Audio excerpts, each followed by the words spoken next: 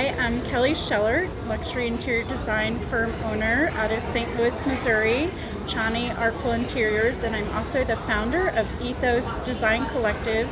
You're watching A Student's Perspective. Hi there, and thanks for tuning in to A Student's Perspective, the weekly series that connects students with designers, manufacturers, educators, industry professionals, and design media celebrities to hear their stories on just how they've gotten to where they are now. Through our conversations, we connect the past, present, and future of design to show just how much we can learn from each other to grow towards our fullest potential without prescribed limitations. Think of A Student's Perspective as a weekly design lecture series from the student's point of view. A Student's Perspective is a division of the nonprofit University Hall of Innovation, whose goals are to connect students with the design industry through design challenges and mentorship, and a collaboration with the Marywood University Interior Architecture Program in Scranton, Pennsylvania. All interviews can be found in their video format at www.astudentsperspective.tv. For more information or sponsorship inquiries, please contact University Hall of Innovation at gmail.com.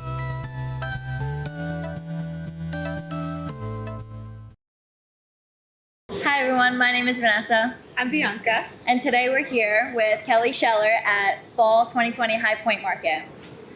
How are you doing, Kelly? Great, how are you? Good. Doing all right. Enjoying ourselves so far. Yeah. Do you want to maybe give us a little bit of a background about yourself before we get into another conversation? Sure. So I have been designing for about 25 years, and I got into it because my father was a custom painter and worked on show houses with designers. And at a young age, I was probably about 8 years old, and you know those sketch contests win like college art school.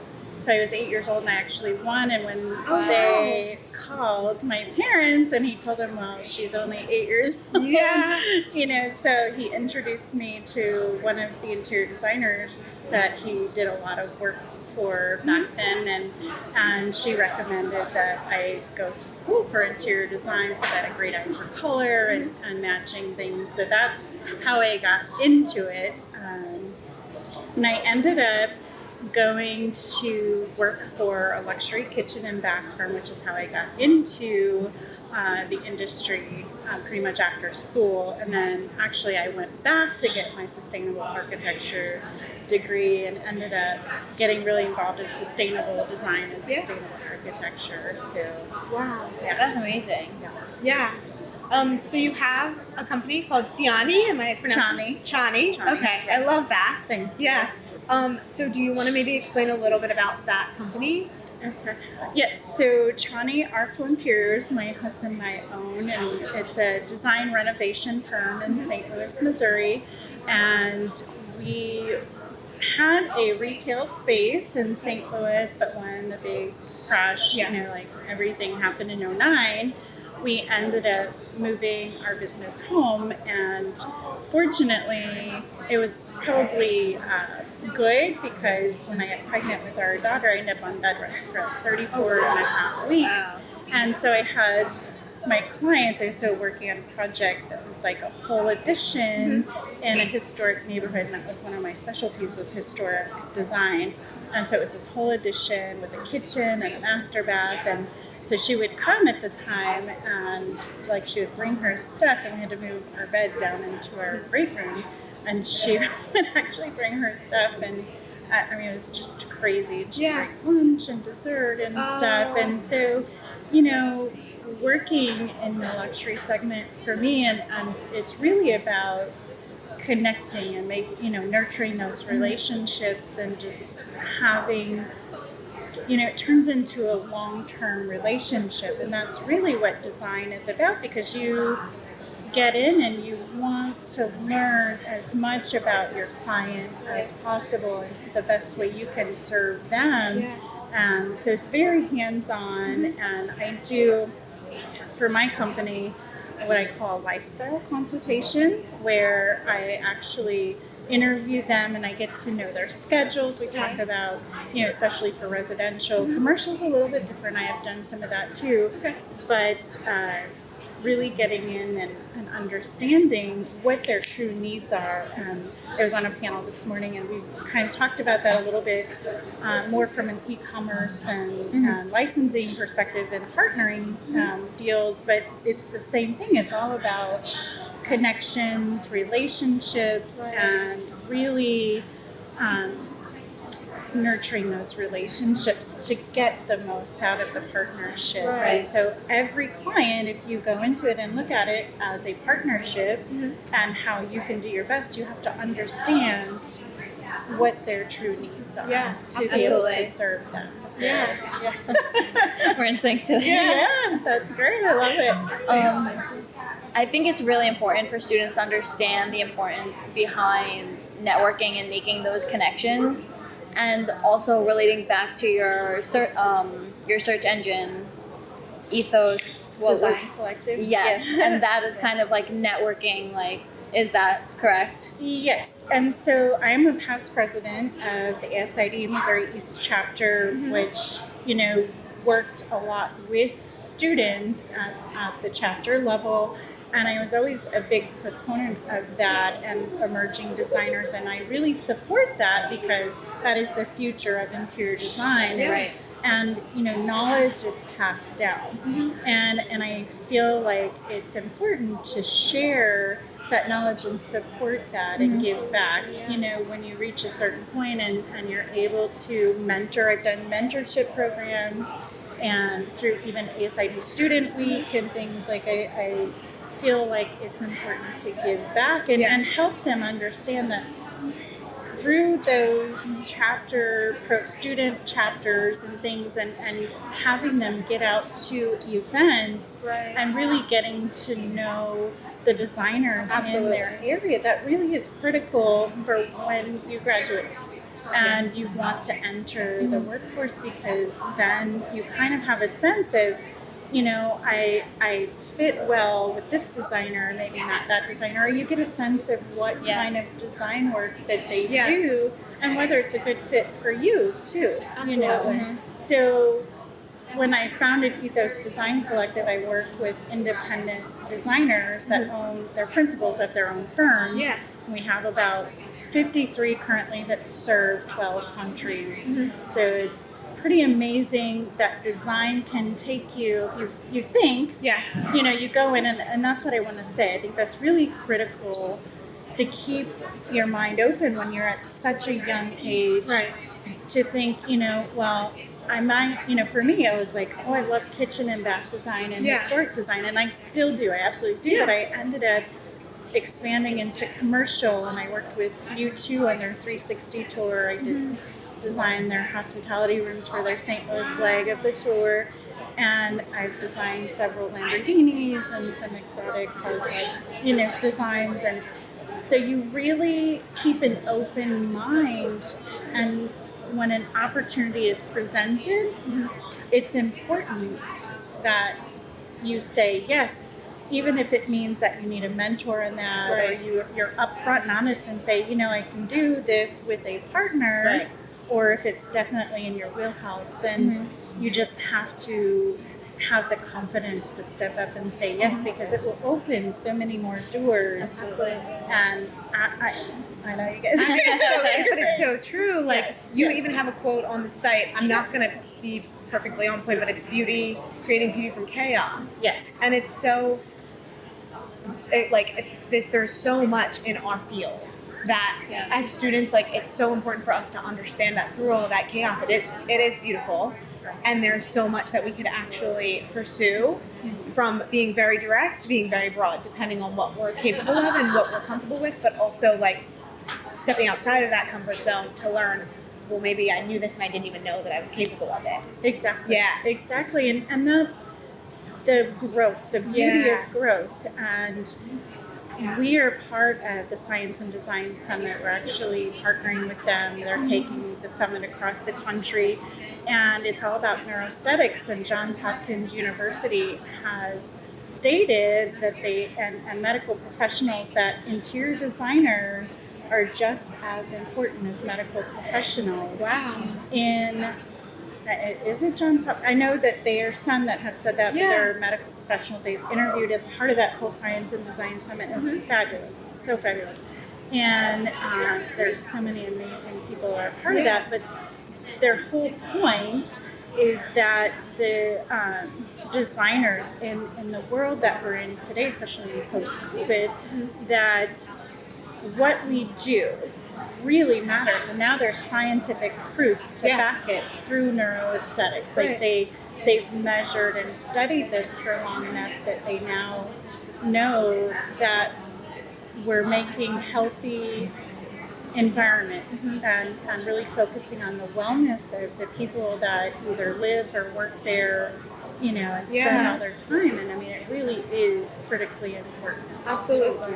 So I do feel like, if you keep learning, if you take on the mindset, you don't say, I'm done with college. I mean, it is fun to celebrate, but if you commit to being a lifelong student and say you keep your mind open to learning, and that's what market is about. I think that's the fabulous thing about market is that there's such connectivity and opportunities here, and so many different. I mean, you can't see it all in one market, so you have to come back and then just connect and establish relationships and come back and so you just never know. Like keeping an open mind and just committing to learning and continuing, and because that is what is needed to serve your clients. Like you have to grow and evolve and continue to learn more about the world and what's happening currently. Like if you just say, oh, I'm done learning, now technology, even from when I graduated, all this 3D design, and so you have to stay current with software, and you have to continually reinvent yourself and your business strategy to be able to serve the client in the most efficient way possible. Absolutely. Right. Yeah. So you're mentioning a lot about client connectivity, and I feel like it's definitely crucial for all companies, but I think especially yours, you make it quite a point to have that genuine connection and to understand, and it feels like you're very adaptable. Like your design style is, you have your own design style, of course, but then you're incorporating, how can I bring them into it to feel that? So I'm curious to know how you actually make that work. So for me, and what a lot of people may not be aware is that most designers are empathic. And what that means is that we design with all of our senses. Like we're able to feel and understand kind of what a space needs. And that's why I think that e-design for designers, some are great at it, but for the most of us that we literally have to be in that environment to feel it, to understand the volume of the space that we're trying to fill, right? And get a sense of that and temperature, lighting, and how the light comes in. I mean, it's really critical. Before you even design, you just have to immerse yourself in a space, and then also, you're doing your programming with the client, and so you're bringing that together with your site research and going on all your measurements. And so then when you get to the actual design stage, I think that's what a lot of people don't understand about design. It's not throwing pillows around and this and that. I guess we get to dress up, do that, the fun jewelry part of the job. But there's so much that goes into it, and every designer works so differently. And I think it's because there's always been this big thing, and you'll encounter it the more you get as you merge into working in the real world. There are designers that work on an hourly basis, and there are designers that work on other methods, and so there's always this push-pull, like which is better, and why can't designers all work with the same method? And but I was laying in bed last night when I finally got back to the Airbnb, and I was thinking about this interview, and that was one of the things that I thought about that I wanted to explain that because everybody's needs are so different, we don't have the same processes, and that's the beauty. Yes. That is the beauty of interior design, because if we approached every client with the same process, Yes. I don't think that we would yield the results that designers get. Absolutely. Because I think, it's all about personality types too, and understanding, you're going to work great with this client, but you're not going to be so great with this client. And that's because our intrinsic needs are so different. And I'm circling back to this whole empathic thing. Yeah. Because once you understand that something intrinsic in you connects intrinsically to your ideal, most perfect client, that's when you get the most successful, because you're meeting in the middle and you are able to meet their needs in a way that they need them met. Now, that's not going to be the same for every designer and every client, and that's why every designer has different processes. It's what has worked for them and what works for their ideal perfect client. And because they're never the same, from designer to designer, one's ideal clients, maybe they're business people and they travel and they handle, they're very hands-on, and then maybe there are some designers that just prefer e-design and to work, a consultation basis. Those processes and how they handle that are so differently. So I actually am so much for them being able to charge how they need to. Yeah. And not only that, but across the country, there's a disparity between cost of living and everything. So the best thing a designer can do is really understand their business, and to say, to be profitable. Profitable is not a bad thing. That means that then if you at some point want to scale up and you want to bring in investors, you have to show them that you're profitable in order for them to invest in your ideas and your company and to be able to partner with you, even if they're not investing, but they're investing time, which, some collaborations is all about time, and that is just, if not more important than what they can give to you financially, because again, it's a different structure for everybody, and it's understanding what their needs are and how they're supporting you, and they can support you in ways that other companies can't, so the same thing with clients. You're always looking at how you're meeting each other's intrinsic needs. You understand, okay, I have a family, or I have this, or I have that, I have staff, I have all this overhead. You may have a showroom, you may not. Again, that is going to drive your costs. It's going to vary so much. And then from location standpoint too, it's going to be very different. So I think it's only a good thing that every designer is pricing what is best for them to make sure they're sustainable.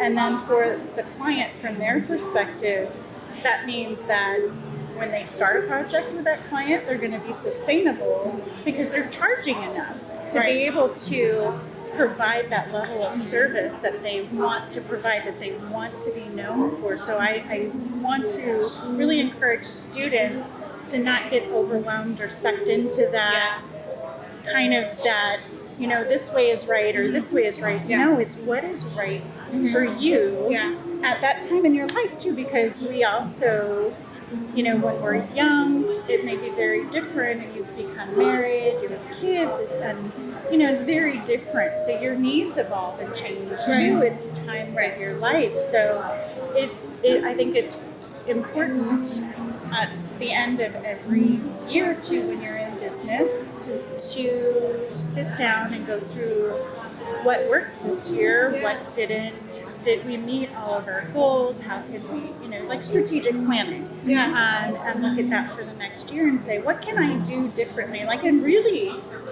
be honest with yourself. I think sometimes that's the hardest thing. It definitely is. Especially in relationships. If a relationship doesn't work out, again, it's not because something's bad, it just means intrinsically there's a disconnect. So understanding and really being okay with saying, how might I have done this better?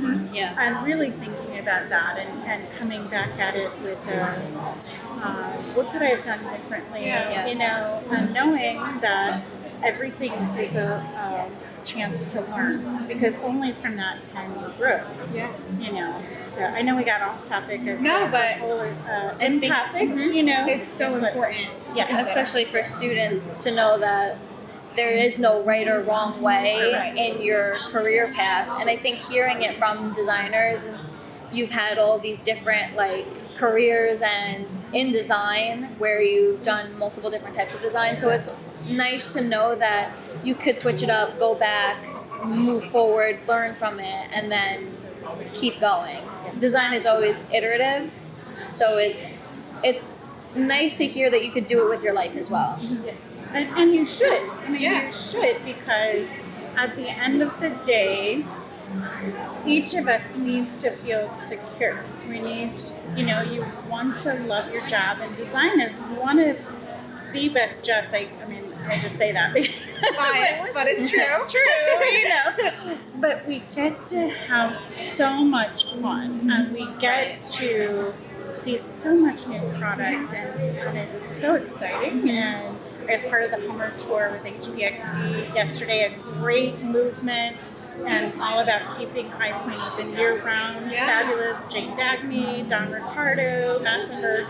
Wonderful, wonderful crew behind HPXD, just amazing, you know. And so there's another thing, like you get into design and you may end up on the industry side of it, Right. you know, because you find that you love serving from that point, you know, or you create this movement out of a need that you find that you hear, and that's how Ethos, where that came from, that I founded that. But I do want to kind of go back a little bit and explain how I ended up doing, you know, working with the U2 and their hospitality stuff, because I think students will want to know, well, how did she do that? Yeah, absolutely. You know? Like being from residential, hospitality, commercial, we're talking about all of these things, and I think going a little in depth will definitely help us see the actuality of it. You mentioned a couple of projects, and I was like, I want to know more about that.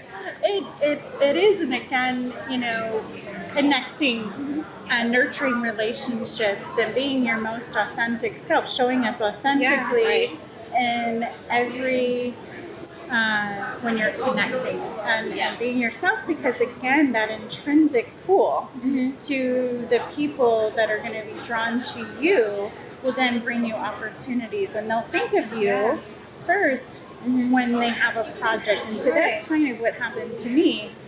My whole family are artists and musicians. My grandfather recorded with Brenda Lee, the Rockin' Around the Christmas Tree. Wow. That's my favorite Christmas song. Yes. Well, and my dad has played with Johnny Johnson, from Eric Clapton, the Beach Boys. My goodness. My brother's a recording artist. He opened up for Guns N' Roses. I got to go right after my daughter was born. Oh, that's amazing. Awesome. It is. And I grew up in that environment of creative space. music Yeah. and art, and my dad working for interior designers and getting to see show houses when I was, you know, my daughter's age now, she's 9, and I was like 8 or so at the time, and getting to go and see my dad do these beautiful projects, and then I ended up bringing him onto my projects, and That's amazing. my client that I designed the Lamborghinis for, their daughter wanted an ocean. Like, I asked her how she wanted her room design, and she had this dolphin picture with water on, and she pointed at the water. So I had my dad come in and do ombre, so it was dark blue and always so light blue, and just the technique. So he is an artistic painter, and so it was really full circle that he ended up working with me later, and you know, when I grew up and became a designer, and it was just, it's amazing when you can work with your family in an artistic way like that. And so part of that, there's a place called the Amphitheater I don't know if it's Verizon, and it used to be River Quarterback. And for whatever reason, I just went out there to apply for the summer. At the time, like this was maybe when I was taking college classes, and I was drawn to that because I grew up with that. So that is a perfect example of an intrinsic need that I needed to fulfill, was keeping that music aspect in my life, and being surrounded by that and nurturing that creative and filling that well. Filling that well. So that you have something to draw on for inspiration when you're working, and providing such a creative thing that comes, you give your whole self in a creative process like that, so you have to feel that well. So for me, filling that need for being surrounded, being part of the music industry was so important to me. And so I went out there, and a friend of mine worked out there, so I ended up working like the VIP section, and then later I went back out there and signed up just for a summer, just because, again, I felt that need to be part of that. And I ended up working backstage and working with a lot of the musicians. And then at the time, the boss called me and was like, I have a special project for you. And because your background is in interior design, would you be interested in working? And I didn't even ask who it was. Yeah, So I was like, great opportunity. Sure, yeah. I was like, again, keeping an open mind, And so I was like, sure, like what? He's like, well, it's going to be for 5 days. And I was like, okay. And then he's like, it's for the YouTube 360 tour when they come into town. Yeah. So it was such an amazing experience. Again, because I said yes, I had an open mind. And I said, of course, it was an opportunity, and, and then I didn't know until he told me, and so, oh my gosh, it's like an opportunity of a lifetime, right? Because I had to work in the dressing rooms and convert, I had keys to the entire stadium, and our working office for the entire week was in the press box, the writer's press box at the baseball stadium. So it was so cool to watch them literally convert the stadium, and then we had to do furniture. We did so much during that. There was so much about signage. You talk about that in design school, how important signage is, and then the practical application and being part of that. For all of the staff, the supporting people coming in and understanding in those tunnels, those concrete tunnels, they all look the same. Where do you go? Where do you find the food? Where do you find, and the entrance to the field, and then converting the owners' boxes and everything, and having the spaces, the stuff for the bands. And so it was really cool. It was such an incredible experience, but all because I said yes. Right. And I had an open mind before I even knew who it was for. Yeah. So I ended up working, I worked with Motley Crue and Kiss, and I love Motley Crue.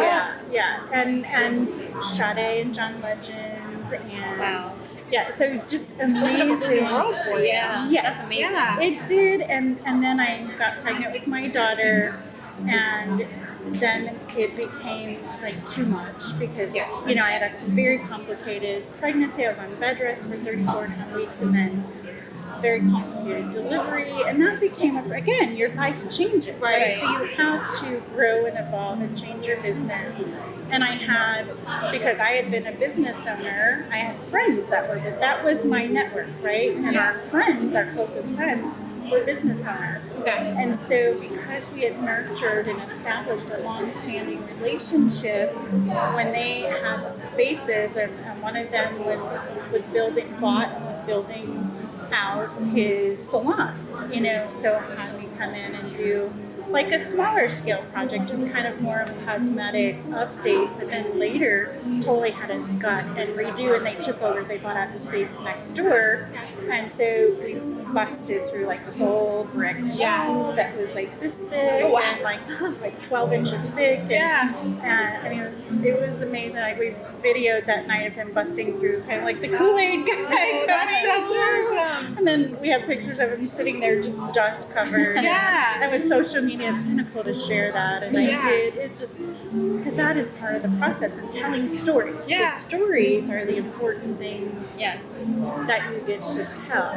But again, you know, I embraced that new part of my life where, you know, I was now working with professionals, business owners in their commercial spaces, and I totally loved getting to stretch my wings and do, you know, call in my commercial training, you know, from school and everything, and to really be able to do that.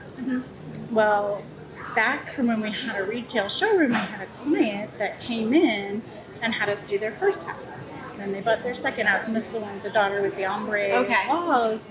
Well, he was is a car club owner, and so then he was like, you know, he asked me like a couple of years ago, he's like, how do you feel about designing a Lamborghini? I was like, of course. Like, I don't know a lot, but I know enough. I was like, okay, how do we do this? Absolutely, you know.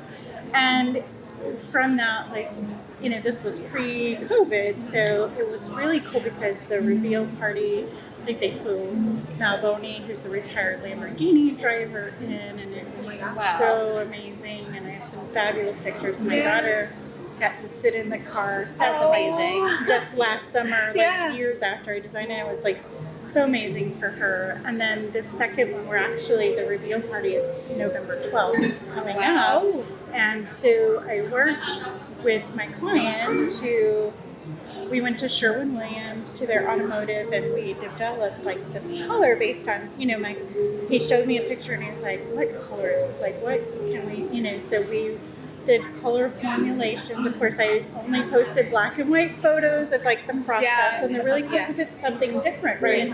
And so there was an opportunity to learn about a process I had no idea, because you're talking about automotive paint as opposed to interior paint, really different, right?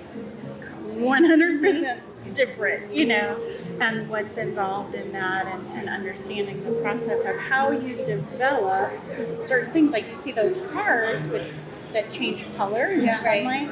So there's a very different process for that, and this is actually, you know, he wanted sample chips to send to Italy to Lamborghini to show, like, these are the colors, this is what I'm trying to achieve. And so that car will be out being revealed. That's amazing. November 12th. So again, I urge emerging students, you know, emerging designers, to keep that open mind and to say, yes, this, because as your life evolves, you will attract those, you know, those people into your life then that you're going to nurture. And if you show up authentically, it's just going to be so natural and so easy. And then, you know, this family, my daughter was a baby. Well, I wasn't even pregnant. Their youngest was just a tiny baby. And now she's like 14 years old. And we've been working together for so long, and that you end up becoming, like, these are my legacy clients, you know, that they and their friends, and we support each other's businesses, and you know, we had our 10-year anniversary party in 2016. We did it at an art gallery, and he brought like 10 of the cars. One of the car owners worked for the Cardinals organization, the baseball team, and they were letting our clients sit in their cars, and his car was like worth $500,000. Like, and letting, you know, so it's you know, you do that, and you show up and you say, how can I serve you? And when you do that, when you give of yourself and really understand their needs, and you really do your best to help them, they in turn will say, well, how can I help you? How can I do that? And just recently, my daughter, who's she's a competitive dancer. She's won 5 national titles in dance in the last 2 years. She's 9. And so she's now part Years of of talent. So, yeah, so- at youth, yeah. well, so she's part of this influencers group represented out of LA.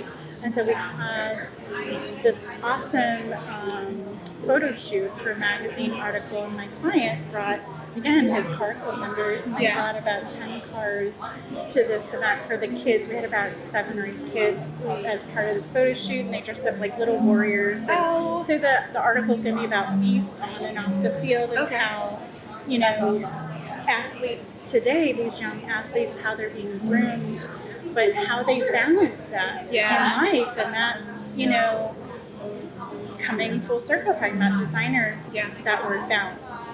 I don't think balance is like the best word. I've given a lot of thought to this. Again, it comes back to, and I was using this word in the panel discussion this morning, connectivity. Yeah. I think as long as you're connected, as long as you understand your passion and what your true needs are, again, that intrinsic thing that you truly need to be happy, and you are happy with what you're doing, you will show up in your best way.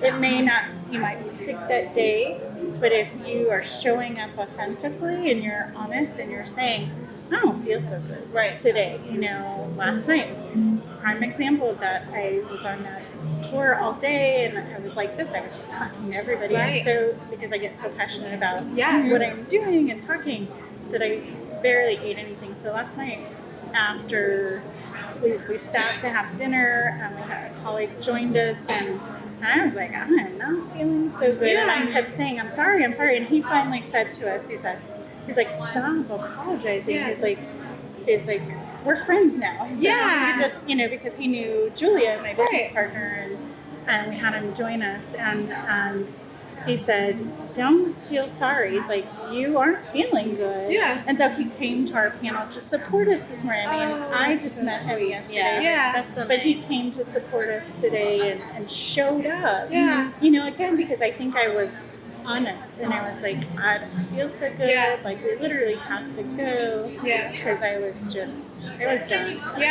Well, it's a wonderful experience, but it's an exhausting experience. Yeah. The days are long. Yes.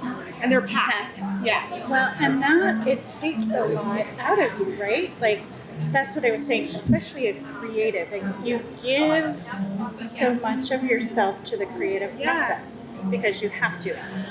What I would recommend to creatives and designers is, you know, to have a partner who can handle the business side. Okay. That gives you a buffer where you can get into that Zen flow of creation, where you are allowed the grace and the compassion to do what you do best, and that is to be creative. It's not to figure out all this other stuff. You know, there's so, you know, because you are the person that has that inherent talent. You are the only one that can do that job, so you have to delegate and turn those other responsibilities over. So you have to be okay. I know in the beginning you start with wearing a lot of hats, but then, you know, as soon as you're able, it's like, okay, I can be comfortable. And what you do is you make sure you understand. I mean, it doesn't mean that you're absolving yourself of all responsibility, because then you connect with your business person, you have regular meetings, you talk about those things, you have financial advisors, you have accountants, you have your legal representation, and you make a commitment to check in with them for your company. You know, your general manager or your partner, it could be your husband, in my case it is, you know, having weekly meetings and understanding that you're on the same page. So, but in those times when you are in your creative process, that your best time, for me, it's in the middle of the night. It absolutely is. And so, you know, Julia and I were just having a conversation in the drive to market this morning, and she was saying, isn't it amazing how creatives, night owls, people, you know, in society, it's like they're looked down upon, like, well, why can't you just function during 9 to 5? Well, that's not how the creative process works. Like, comes to you without whenever inspiration strikes, right? So it's like you have to jump into it when that happens. And for me, I've identified, that's the middle night. So you have to adjust your schedule. You have to, if again, that's understanding yourself and your needs, your intrinsic needs. It's like, okay, I need this in order to do this. And I know, history keeps showing me that I do better creative work at night. Not everybody has that ability to do that, especially when you're just starting out and you're working for another company. You have to do whatever their hours are. You do, and that's fine. You just look at it, you get through it. But when you go off on your own and you start to really look at when you're able to put the most of yourself into that and have that bubble, so that you're in that space and nothing else is distracting. Yeah. It's very hard to be your most creative self as an artist. Yeah. Yes. When you're constantly being pulled away, because it's a layered process, of design and looking at so many things that influence. We've got codes, and then we've got, fabrics and product specifications, and we've got the client needs to consider, and the dimensions and the challenges of the space. Yeah. So there's all this input and all this stuff that we're working like this while we're working like this, and we're working like that, and so that is really important that you have that business person to let you just close yourself off when you reach that point in your life to be able to do so. I think it's great to have that connection between the balance of connecting with your client and then connecting with yourself. And oftentimes we connect with ourselves best when we're alone. And that, I feel like, why I also work best at night. I feel like I find myself in studio often, quietly on my own, headphones in, and I'm here with my thoughts that I've collected through those connections, and then I can reconnect, charge back up again, and then be there for them for that connection again. So I feel like it's a really healthy cycle to keep that going from client to designer. Well, and that's where that beauty from chaos statement comes, because that's why the clients come and they're like, oh, I've got all these challenges. It's because they haven't been able to figure it out, right? Yeah. Because there's so much, I call it magic, that what we do with magic makers that go into this. They've got all these challenges, and then they've got a family, and they've got their other work, and they don't have the knowledge, they don't have the experience. We run into all these different variables over time.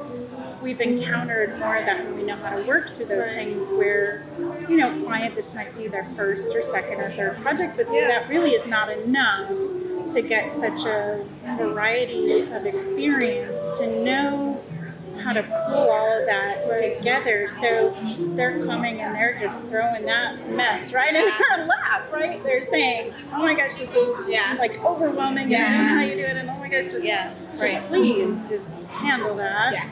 That's, to me, is the most ideal client, because they're very, I don't want to say hands off, because I definitely take their input, that lifestyle consultation, or if it's our business, understanding who's using the space, we know all that, that's what we learn, right? And I'm taking all that chaos, that Linus, that the empty puzzle, and then it's and then creating beauty out of that, and we're making the world a better place, and we're doing it in a healthy way, so that we talk about when we are most vulnerable. And then we had a great, on this Hummer tour yesterday, we had a great stop at Oli, and we got to sit and talk with Jane's friend Lisa, and she's phenomenal. Like, she's amazing. You can ask Jane about her.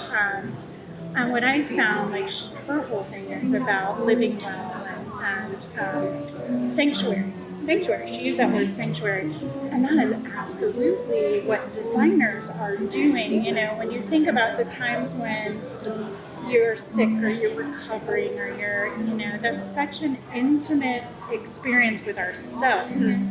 you know, being in pain and how do we deal with that pain, and being able to self-soothe or self-comfort if we're alone, or even when you have a spouse or a partner, you know, they're not feeling that pain. I mean, they can sympathize or whatever, but they don't understand. Like, somebody might touch your back, and that when you're sick and you're like, you know, with our daughter, like, that's always a thing. I'm like, can I touch you? Can I rub your back? Because she's like, no, I don't want to be touched. Exactly. Like if she's thrown up or whatever. So, you know, designers we get intimately in there. And a lot of clients feel extra vulnerable with the letting you in. So that's also why it's important that you only take on clients that are a good fit for you too, because we are empathic, so we take on their stuff, you know, because we do get in there.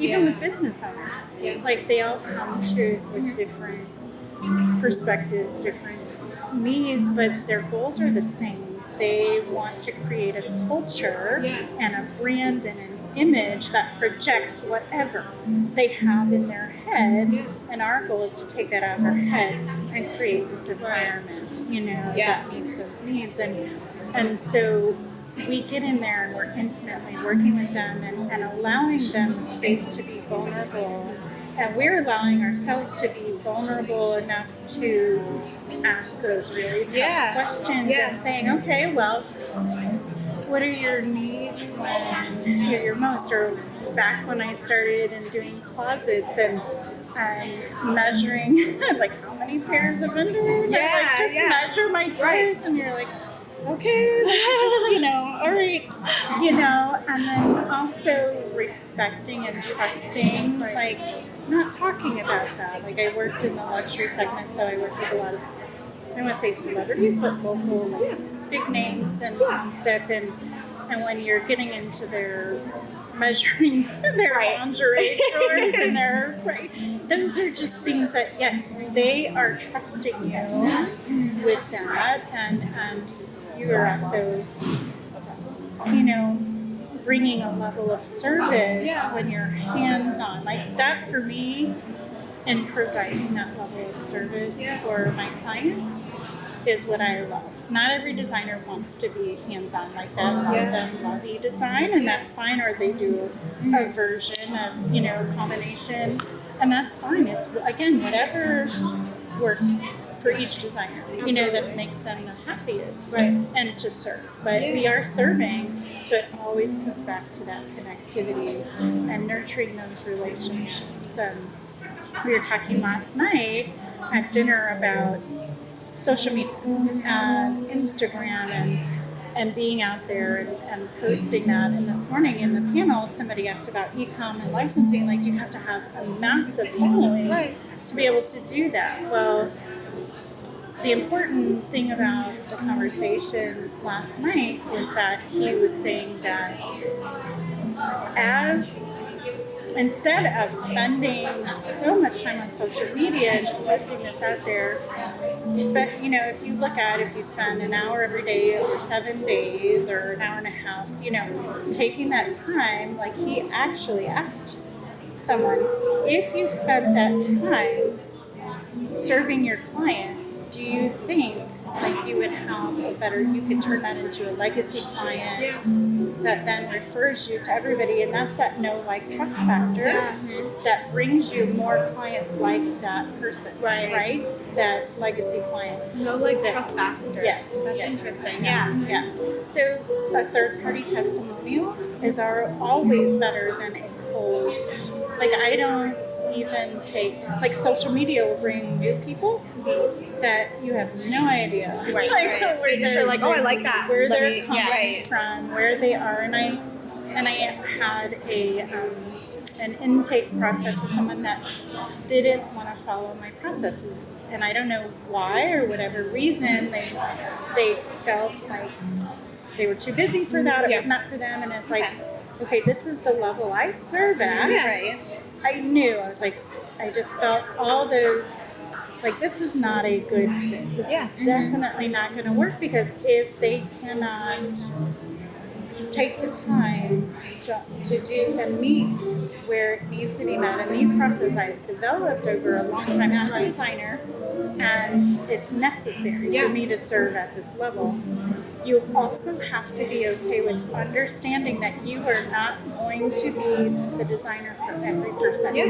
And as scary as it is, especially when you decide to go out on your own after you've worked under somebody else's umbrella for a while, you go out on your own, and it's scary to tell somebody no, because you think that, oh my gosh, it's the fear of not getting another client. Absolutely. But what I will say and advise to students and emerging designers is that when you're at that spot, if that person is not a good fit for you and you recognize that, they will take more of your energy, that you cannot be efficient. You cannot serve at the level. It's not going to end well.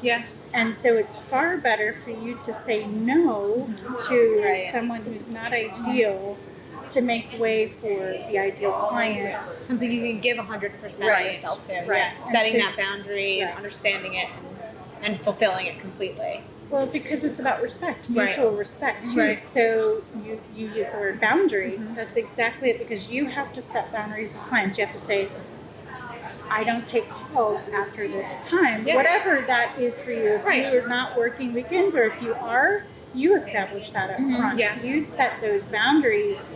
And that's the thing. If you run into someone who's not going to trust your process, they're not going to work that process that you need them, it's going to turn out you're going to be pounding them. It's going to take longer. You're going to build them more because it took you longer to reach that point of getting their needs, that then they say, well, why am I paying you so much? And it's like, okay, just avoid that.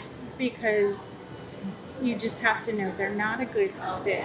And it's that, again, that mutual respect. So you want a client who is going to trust your process and respect your boundaries the same way that you trust them to let you handle and do your job the way that you know how to do. All your experience and your education and everything you bring to the table is everything that you've worked for. You know, it's like that saying, you know, that whole little story about Picasso. Like the lady comes up to him and says, oh, I want a drawing, and she hands him a piece of paper, and he's like 5 seconds, and hands it to her and says, well, this is my price. And she's like, what? It only took you 5 seconds. He's like, yeah, but I studied my whole life for this. So value. You know, don't undervalue what you're bringing. And again, now I'm circling back to this whole neuroaesthetics and the scientific studies that prove that well-built environments actually create a healthier individual. Like, there are studies done. It is a fact now. The scientific facts actually support that what we do matters. So don't undervalue the role that we have in this world. Like, everybody has a different role to play in the world. This is ours. And this is the beauty of the chaos. The world can be in chaos. And it feels like that. It's like you turn on the news. I don't like to watch the news. But if you hear some of it, you see it, my family, my husband, my daughter, and I were at a mall, and she was only 8 years old, and there was a mall shooting, and we were literally like 100 feet from it and downstairs from it under this open space, and it was chaos. Again, that word, that chaos, that and we turned a woman, and my daughter falls, I fall on top of her, my husband's grabbing her up, and he's trying to grab me, and I'm like, and as we are running out, there are cops running in with assault rifles, and she's 8 years old, and people are screaming, and like it was a Friday night at 8 o'clock. It was just incredible. That turned into a year-long, she had to have art therapy, trauma therapy from now, just because she was having panic attacks every night and screaming.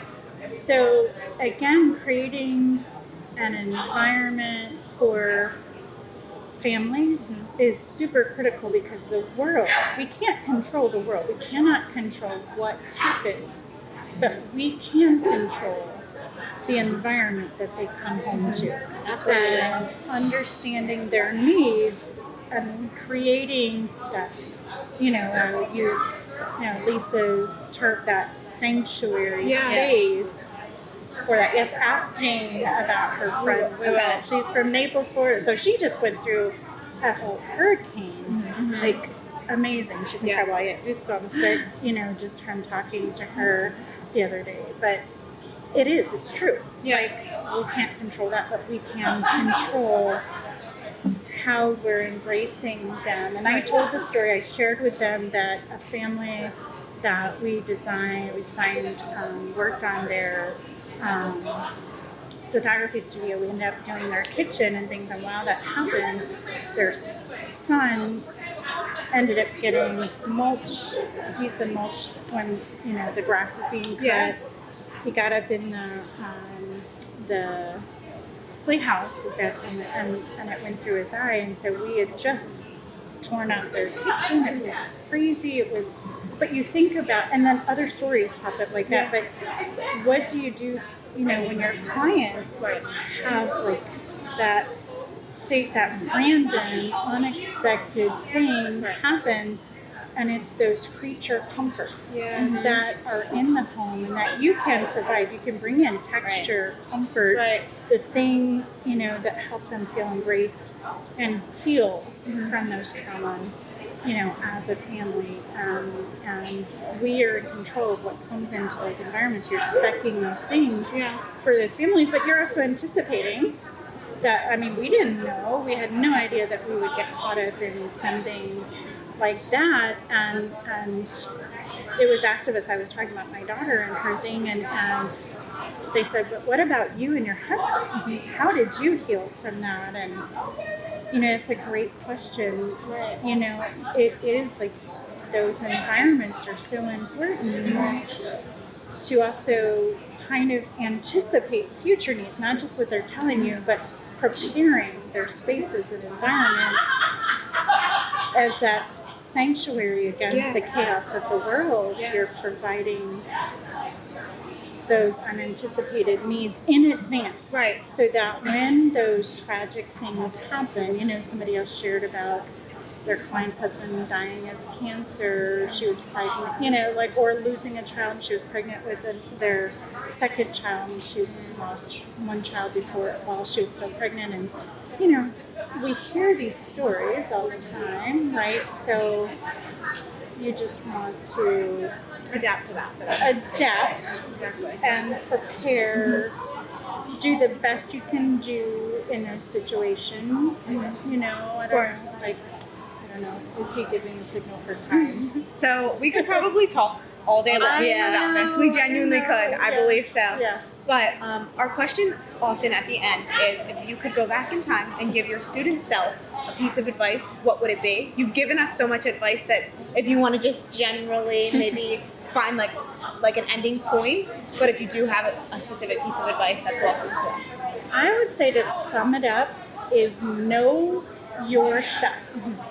Be honest with yourself. Of course. What kind of designer do you want to be?